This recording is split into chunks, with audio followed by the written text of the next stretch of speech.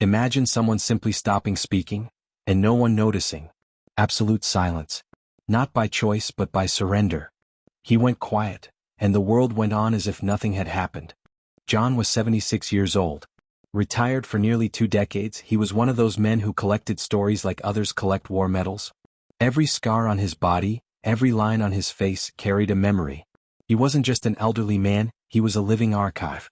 He had seen the world shift from black and white to color, from radio to streaming, from handwritten letters to instant messages. And yet, despite all that experience, it seemed no one wanted to listen anymore. He lived with his son and daughter-in-law, a comfortable house, far too quiet. The days began with a good morning that almost never got a reply. Over breakfast, he would try to start a conversation.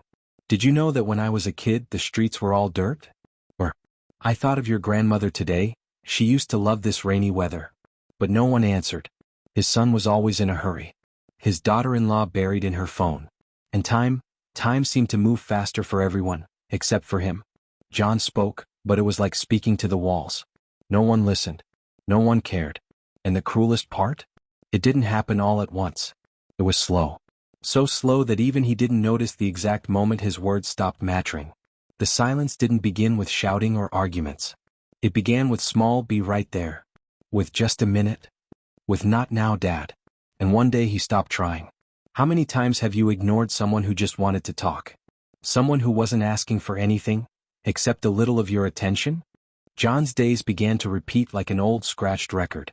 He woke up at the same time every morning, sat in the same kitchen chair and waited for a glance, for a simple question, for something to break the ice of silence. But what he found was something else. His son came down the stairs with his phone in hand, already answering emails. His daughter-in-law had earbuds in, watching short videos, one after another. No one looked at each other. No one listened. John tried. He always tried. He'd make a comment about the weather, a compliment about last night's dinner, or a fond memory from his youth, told with warmth. But the replies were mechanical. "Aha. Nice. We'll talk later." Cold phrases. Short. Soulless. It was like he was speaking a different language. Or worse, like he was speaking to people who didn't want to hear. Over time, his conversations turned into monologues. And the monologues turned into silence. The worst kind of loneliness is the one you feel at home, surrounded by people. Have you ever felt that? Have you ever been in a room full of people, and still felt invisible? If so, comment, "I felt that." Let's see how many are going through the same thing, unnoticed. It happened on an ordinary Tuesday. Ordinary for everyone, except John. He woke up early as always. Sat at the table with the newspaper in his hands, but no real desire to read it. The smell of breakfast filled the house, but there was no warmth, only routine. He opened his mouth to say something simple. Just a casual remark, anything to start a conversation. But before he could finish the sentence, his son got up and left the table, taking a work call. His daughter-in-law didn't even lift her eyes from the screen. With her earbuds in, she didn't even know he had started speaking. And in that moment, a quiet, ordinary, almost invisible moment, John made a decision. He chose silence. Not as an act of rebellion. Not out of anger. But out of surrender. If no one listens, why speak? If my words no longer reach anyone, why keep trying? That day he spent the rest of the time in absolute silence. No one noticed. No one asked, "Are you okay, Dad? Hey, you're really quiet today." Nothing. No reaction. His absence wasn't missed. And that's how silence entered the house. Disguised. Gentle. Final. Would you notice if someone in your home stayed quiet all day? If you would, comment, "I'd notice." But if you're not sure, maybe it's already happening around you, and you haven't seen it yet. What began as just one quiet day became a habit. On the second day, John spoke even less. By the third, almost nothing. By the fourth, only nods. And the scariest part? Nothing around him changed. The house moved on at the same pace. Notifications, videos, deadlines, empty laughter from a screen, never from a face. His son didn't notice. Always busy, always handling something important. His daughter-in-law? Just thought John was quieter than usual. But no one saw what was really happening inside. Because no one really looked. John no longer felt like part of that home. He was like an old piece of furniture, still, dusty, forgotten. Present, but meaningless. His silence stopped being strange. It became part of the background. And that's the cruelest part, when what's abnormal becomes the new normal. People get used to someone's absence, even before they're gone. John was still there, breathing, sitting in the same armchair as always. But inside he was already slipping away. How many people around you are fading, slowly, silently, and you haven't even noticed? Maybe you think everything's fine. But is it really? Abandonment isn't just a desperate scream on the street. It's not only someone locked out. Sometimes, abandonment is an emptiness inside the home, where words cease to exist. It's an absence no one sees, because it makes no noise. John was surrounded by people, yet he felt lonelier than ever. Physical presence doesn't fill the lack of attention, care, and listening. He looked at the dinner table, the empty chairs around him, the faces buried in screens, and his heart ached without a sound. Did you know the deepest kind of loneliness is the one experienced alongside others?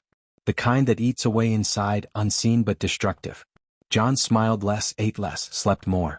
His stories grew shorter, until they stopped altogether. But no one asked why. Can you remember someone who slowly faded away? Someone who was there but somehow wasn't?